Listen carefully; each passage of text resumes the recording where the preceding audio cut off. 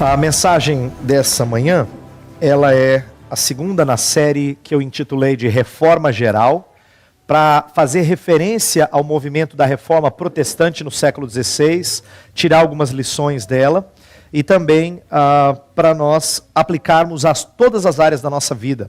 Então é isso que eu gostaria de continuar falando. Falei no domingo passado, vou continuar hoje. E eu quero ler o texto que está impresso aí na nossa ordem de culto. Depois eu vou estimular as crianças a pensarem naquilo que eu vou falar através de um desenho. E depois vou falar aos adultos uma explicação dessa mensagem. Então, acompanhe a leitura que eu vou fazer de Judas, uma carta pouco conhecida, é o penúltimo livro da Bíblia. Uma carta pequena. Judas, versos 3 e 4. Não tem capítulo, então Judas, versos 3 e 4. Diz assim: Amados, embora estivesse muito ansioso por lhes escrever acerca da salvação que compartilhamos, senti que era necessário escrever-lhes insistindo que batalhassem pela fé, uma vez por todas confiada aos santos. Pois certos homens, cuja condenação já estava sentenciada há muito tempo, infiltraram-se dissimuladamente no meio de vocês. Estes são ímpios e transformam a graça de nosso Deus em libertinagem e negam Jesus Cristo, nosso único, soberano e Senhor. Aí eu quero que as crianças prestem atenção numa coisa que eu vou falar, para elas fazerem um desenho bem bonito, porque eu vou pedir para elas desenharem uma vez só, mas aquilo que abarca todo, que envolve toda a mensagem que eu vou falar para os adultos. Eu gostaria que as crianças fizessem um desenho dos seus colegas, então você pode até dar nome, todo mundo, com armadura de soldado, só que a arma na mão vai ser a Bíblia. Tá bom? Armadura de soldado e com a Bíblia na mão. Ok? Esse é o desenho. Pode desenhar e até colocar nome, se você quiser, dos seus amigos. Tá? Nós vamos falar isso aos adultos hoje. Eu gostaria de chamar a atenção dos adultos para uma coisa que vocês já ouviram antes, principalmente se você tem algum tempo de igreja evangélica, que é o seguinte: hoje nós vamos falar sobre reforma na doutrina, que é o título da mensagem. E essa palavra doutrina, ela tem ela cheira algumas coisas que muita gente não gosta. Quando alguns evangélicos ouvem a palavra doutrina, elas lembram de coisas assim muito ruins, como quem diz, doutrina só atrapalha. Por que você não prega Jesus? Alguns dizem. Doutrina só causa confusão. Por que você não fala do amor de Deus? E a Bíblia nos surpreende quando ela mostra que as palavras de Jesus são consideradas doutrina. Por exemplo, lá em Marcos capítulo 4, verso 2, fala assim que Jesus então começou o seu doutrinamento. Ele estava doutrinando as pessoas.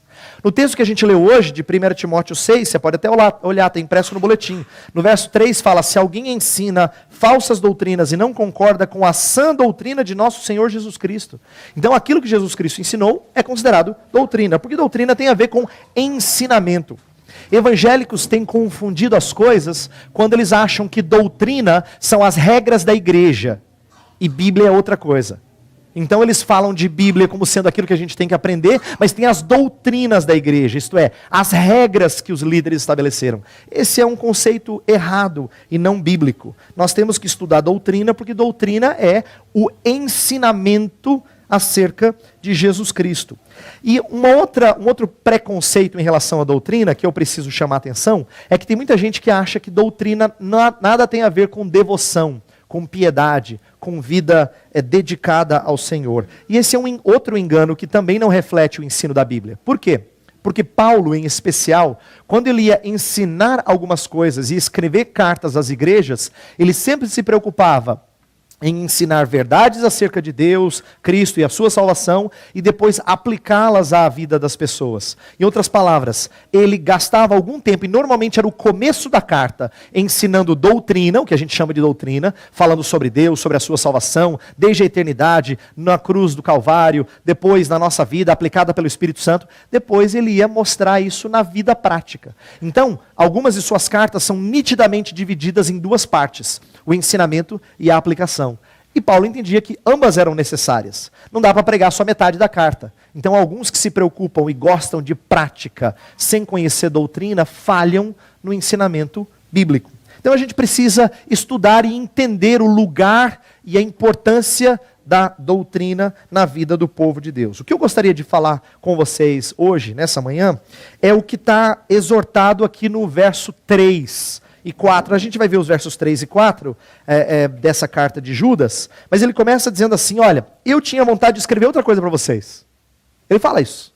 Verso 3 ele diz assim, amados, embora eu tivesse muito ansioso por lhes escrever acerca da salvação, isto é, embora eu quisesse escrever um tratado longo sobre, talvez não longo, mas um tratado sobre a salvação, uma espécie de resumo daquilo que Jesus fez por nós, eu resolvi fazer outra coisa.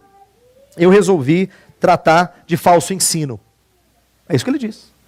Eu resolvi gastar essa carta alertando contra os falsos mestres. Então ele escreve a carta dele inteirinha, preocupado com isso. Com falsos mestres, com aqueles que ensinam coisas que são inverdades. É por isso que no verso 4 ele fala de certos homens, cuja condenação já estava sentenciada há muito tempo, e infiltraram no meio de vocês, e estão ensinando coisas que não são sadias. Então o propósito da carta é esse, que está no verso 3 e 4. Em especial, verso 3, que fala, senti que era necessário escrever-lhes insistindo que batalhassem pela fé, uma vez por todas, confiada aos santos. Então, o propósito da carta dele, ele escreveu uma carta e Deus considerou isso importante preservar na Bíblia Sagrada, que ficasse uma carta que é uma exortação, um encorajamento a batalhar. Por isso que eu pedi para as crianças desenhar um exército.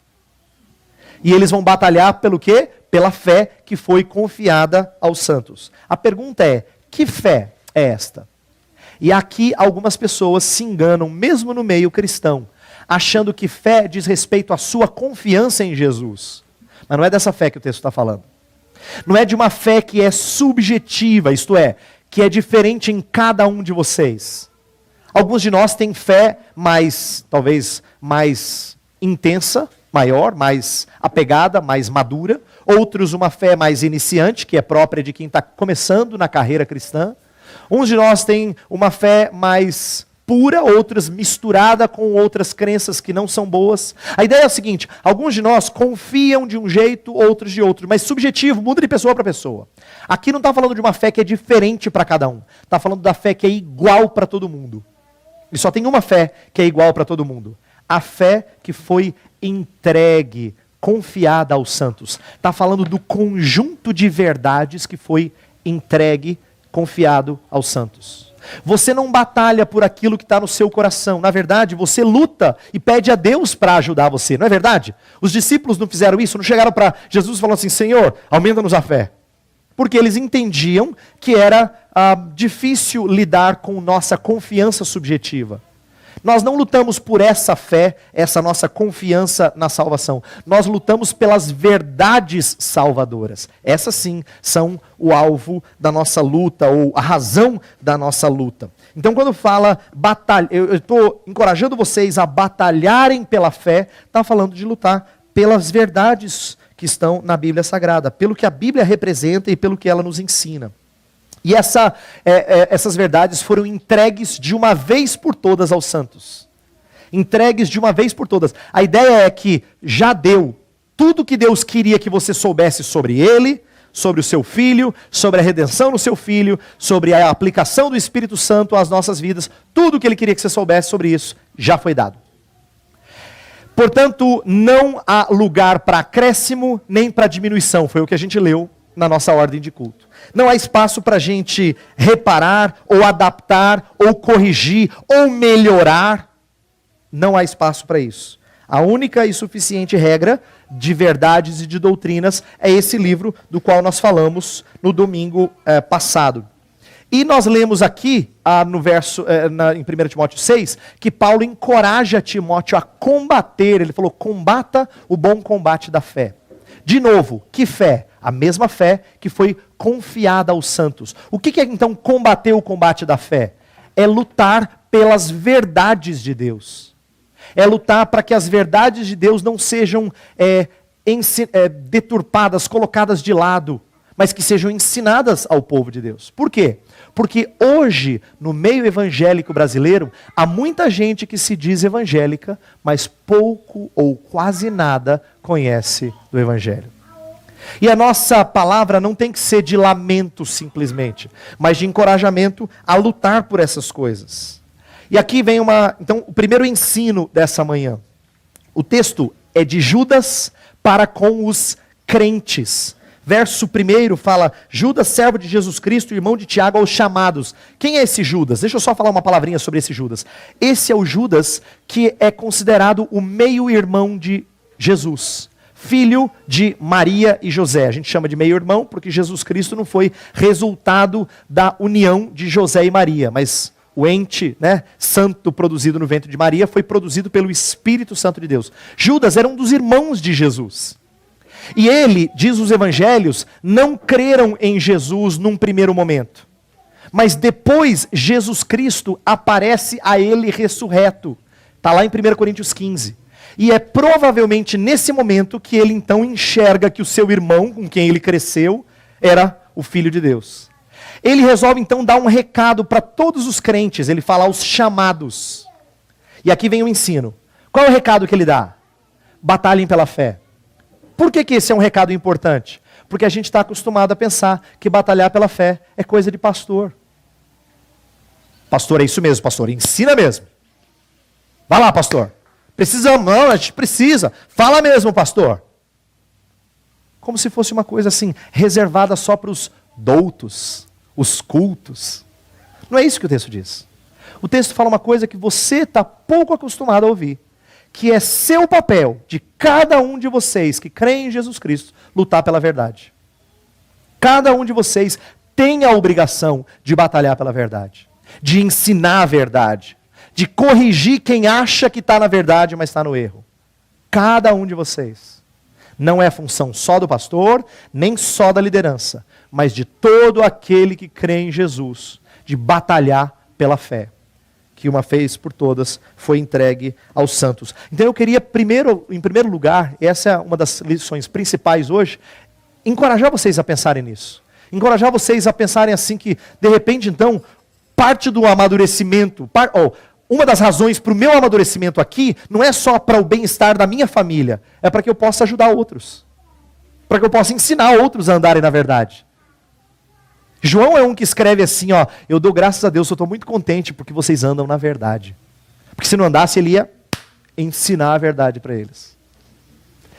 E isso é expressão do nosso interesse, do nosso amor por aqueles que são de Jesus. Se alguém é de Jesus e está enganado pela mentira, ele precisa ser encorajado a entender a verdade. E eu quero que você entenda que essa é função sua, não do pastor, não do presbítero, sua. Cada um é encorajado a lutar pela verdade. Aqui Judas dá exemplo de alguns desvios doutrinários. Eu quero dar alguns exemplos também, não só explicar o que está aqui, mas dar exemplos que estão ligados à nossa à igreja evangélica de hoje.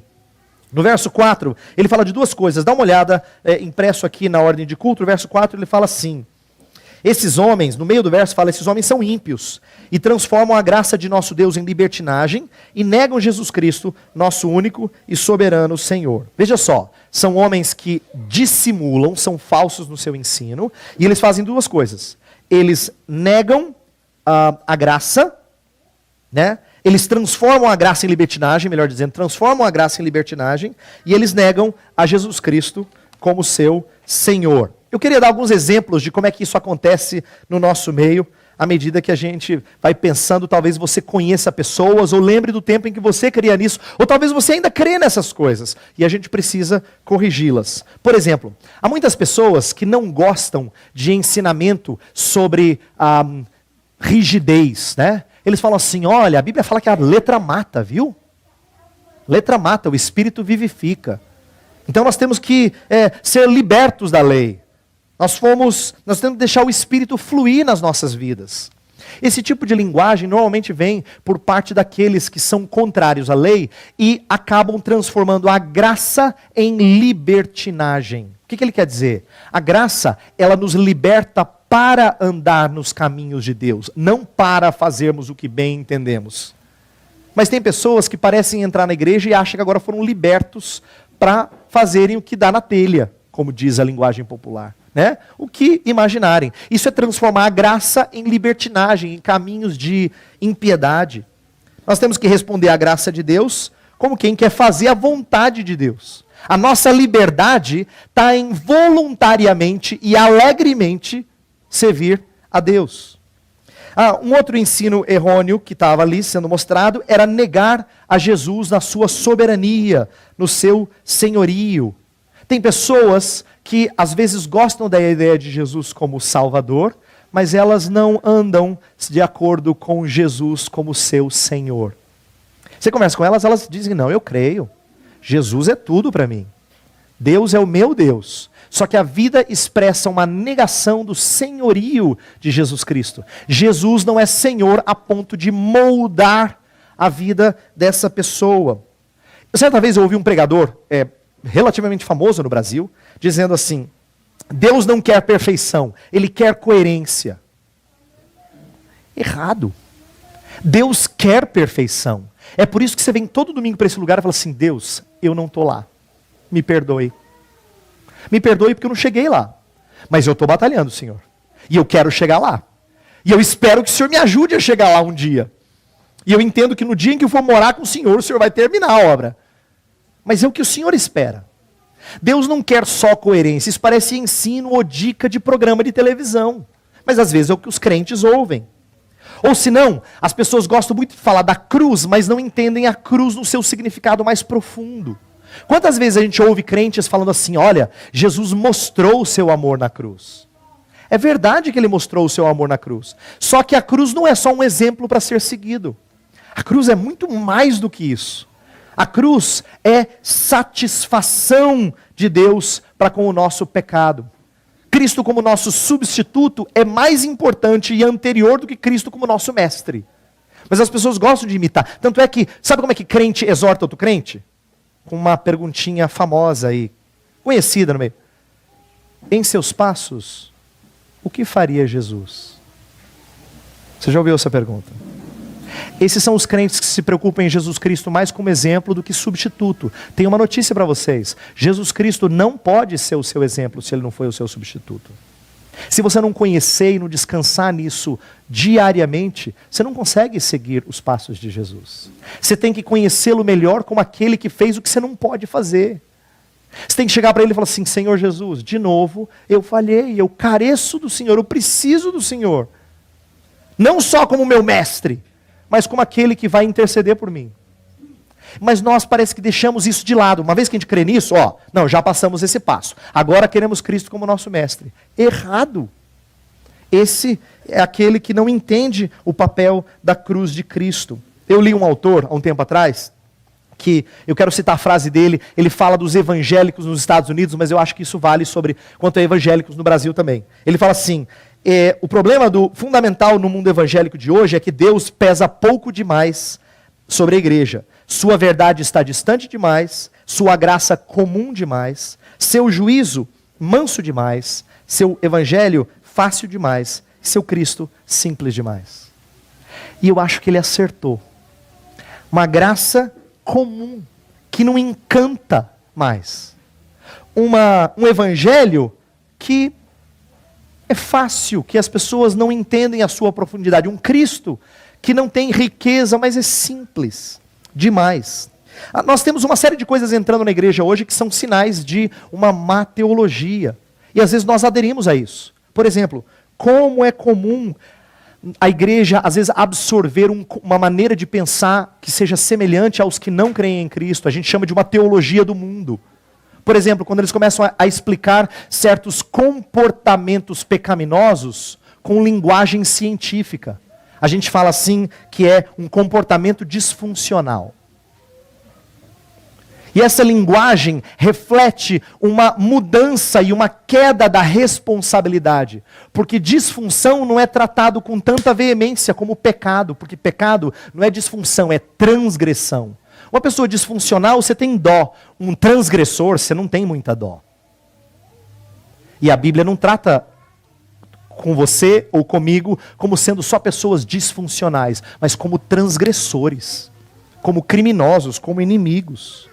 Quando a gente fala de autoestima baixa, a gente mencionou isso em outras vezes, né? A gente fala assim, fulano tem um problema de autoestima baixa, normalmente está refletindo um entendimento errado do conceito de si mesmo. As pessoas acham que olham para elas e têm dó delas, é por isso que elas se machucam, elas chamam a atenção. Não, elas se machucam e chamam a atenção não porque elas têm um conceito pequeno delas, é porque elas têm um conceito elevado demais delas mesmas. Elas se gostam tanto que elas estão frustradas que os outros não estão olhando para elas o suficiente. Por que disso? Por causa do nosso coração pecaminoso.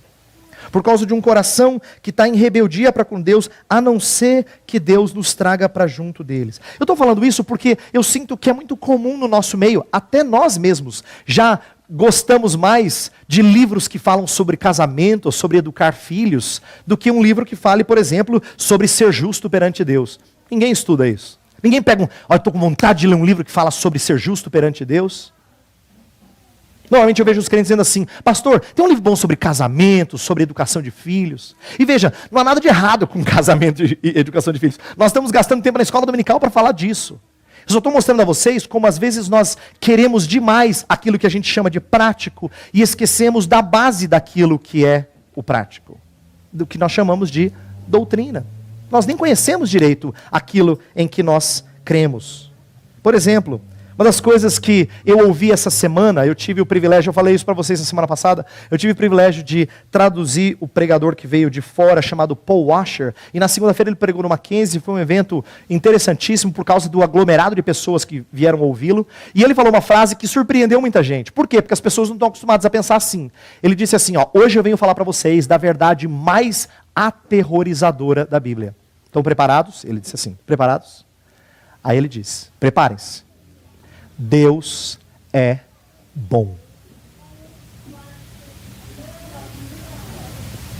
Aí as pessoas ficaram assim, com aquele... Sabe quando dá para ver na cara que tem um ponto de interrogação assim? Como quem diz, fala notícia ruim. Eu não entendi. Falo de ruim, eu entendi que ele é bom, mas eu queria ouvir o aterrorizador. Ele disse, não, você não entendeu. Ele realmente não entendeu. Se Deus é bom, significa que Ele vai castigar com furor tudo aquilo que é mal. E você é mal. Significa que você está em maus lençóis. Ou você está em má situação. Ou você está em pecado e transgressão e você vai ser alvo da ira de Deus. Ele tratou de coisas que não são comuns a nós, porque nós não estamos acostumados a pensar nisso. Por exemplo, quantas vezes a gente entende a graça ou a Jesus Cristo, as duas coisas que Judas mencionou de maneira errada. Na época da Reforma Protestante, por exemplo, um dos lemas que eles trabalharam foi a ideia de sola gratia, isto é, somente a graça de Deus é que nos salva. Nenhum merecimento humano. Nós não temos condições de chegar para Deus e falar assim, Senhor, eu tenho um pouquinho, mas o pouquinho que eu tenho eu te dou. Não! Nada que nós podemos apresentar a Deus. Então eles falaram que a graça de Deus, a dádiva gratuita de Deus, é o que nos faz salvos. Também falaram sobre solos Christus, que é somente a Cristo. Por quê? Porque era muito comum na igreja medieval falar dos méritos que a igreja trazia às pessoas. Então falava dos méritos dos santos. E nós estamos no final de semana em que muitos brasileiros foram atrás de méritos outros que não deles. Mas méritos de pessoas como eles, de santos. Por que isso? Porque eles achavam que essas coisas se uniam às de Cristo e faziam então da pessoa um religioso, devoto e agradável a Deus. E uma das coisas que a Reforma Protestante foi ensinar era a necessidade de termos só a Cristo como nosso Salvador. Veja, esse problema não é comum só entre católicos, não. Não é só entre aqueles que vão para Aparecida do Norte ou algum outro lugar. Esse problema é comum também entre evangélicos, infelizmente. Eu quero dar alguns exemplos. E eu vou terminar com isso para fechar a mensagem. Eu quero falar assim, Jesus Cristo, nós dizemos, é o nosso rei, profeta e sacerdote. Só que ele não é só o nosso rei, profeta e sacerdote. Ele deveria ser o nosso único rei, profeta e sacerdote. Mas nem todos os evangélicos entendem assim. Vou dar exemplo. Nós não precisamos de outro profeta para revelar a vontade de Deus. Mas tem evangélico procurando. Tem evangélico que não basta em ouvir as palavras de Cristo. Ele gostaria de ouvir palavras de um outro servo de Deus para saber o que fazer na vida.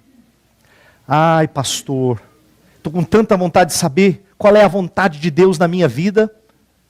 O senhor não podia me ajudar? Ou a profetisa, ou o profeta, ou seja lá quem for. Como se precisássemos de alguém além de Jesus Cristo para trazer a vontade de Deus nas nossas vidas. Mas nós somos assim. Evangélicos em geral são assim. Ou não precisamos de outro sacerdote para mediar a bênção de Deus. Isto é, alguém para ficar entre nós e Deus. Não precisamos de outro sacerdote, Jesus Cristo basta. Aí você fala assim, pastor, eu sei. Tem gente que procura falar com um padre para poder receber o perdão de Deus. E isso é errado, não é? Mas você não enxerga os problemas que evangélicos às vezes têm, quando, por exemplo, pedem para o pastor ir lá em casa orar, porque oração de pastor, o senhor sabe, né? A gente reflete às vezes um apego tal àqueles que são os nossos líderes, como se eles fossem nossa muleta, como se nós não tivéssemos acesso livre ao Senhor Deus, em nome de Jesus Cristo. Pois temos. Cada um de vocês pode achegar-se diante da presença de Deus e pedir a bênção de Deus, sem nenhum outro homem, a não ser Jesus Cristo, precisar auxiliar vocês. Nós não precisamos de rei controlando os pensamentos e a vida de crentes, mas parece que alguns crentes seguem mais o seu líder do que a Jesus Cristo. São pessoas submissas e sujeitas a homens antes do que a Deus. Eu quero terminar dizendo assim, às vezes, na nossa vida, nós negamos a Jesus Cristo como Senhor, como diz aqui. Até entre evangélicos, é uma pena isso. E às vezes nós negamos também a graça de Deus, ou transformamos a graça em libertinagem, como diz aqui. Eu tenho percebido como, em alguns casos, entre evangélicos, há uma perda de encanto pela graça de Deus. Ela se tornou um pouco enfadonha. E eu quero dizer para você uma coisa triste. Se ela se tornou enfadonha, você está doente. Se ela se tornou enfadonha, você está doente. Porque ela não é nada enfadonha. Pelo contrário, ela é encantadora. Encantadora. Mas se ela tem se tornado enfadonha para você, alguma coisa não vai bem.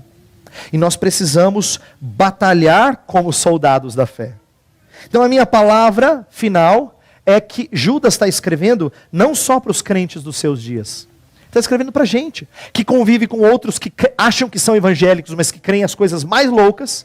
Mas para a gente também, que às vezes se apega a outras coisas que não as palavras de Jesus Cristo. Eu queria exortar você a ser uma pessoa comprometida em batalhar pela fé. Comprometida em batalhar pela fé. Tanto para o bem dos outros, quanto para o bem da sua própria vida. Inclusive, eu termino dizendo, quem é bom de doutrina tem grandes chances de ser uma pessoa íntegra na fé. Lá no Salmo 119 fala, guardo no coração as tuas palavras para não pecar contra ti. Quem guarda as palavras de Jesus, doutrina, no coração, não peca contra ele. Eu espero que nós sejamos gente assim, zelosa por guardá-la no coração e ensinar os outros, batalhar para que outros que se dizem de Deus, creiam de maneira correta nesse Deus. Para que sejamos uma igreja menos doente, menos cheia de problemas. Vamos orar?